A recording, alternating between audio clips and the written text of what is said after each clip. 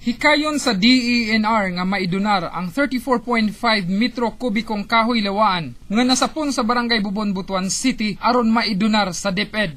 Then magkandak administrative proceedings para that illegal forest product will be forfeited in favor of the government.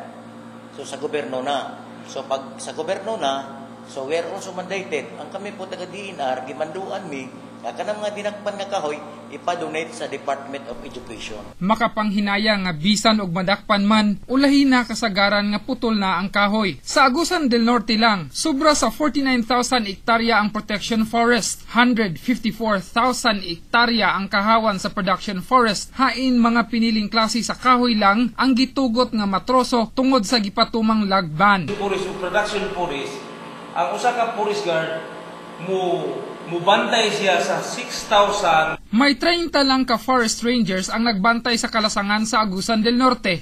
Ang problema kay daghan sa forest rangers, mga idaran na. Upat ang 60 hangtod 64 anyos, 21 kanila nag-edad 50 hangtod 59 anyos, og 13 lang kanila ang nag-edad 21 paubos. Ang forest ranger nga niya sa probinsya, ang kada isa na magbantay sila. Ang kakulangon sa mga forest rangers o sa gibasol nga nung may mga makahimo gihapon sa pagtumba sa klase sa kahoy nga espesipikong gidili sa gipatumang lagban karon.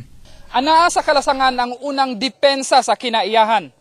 Puntong rason nga gamay lang ang nagbantay sa kalasangan apan nagpabiling dakong pangutana nganong daghan ang kursonada nga mulusot sa kalsada. Rog Cultura, Patrol sa Caraga.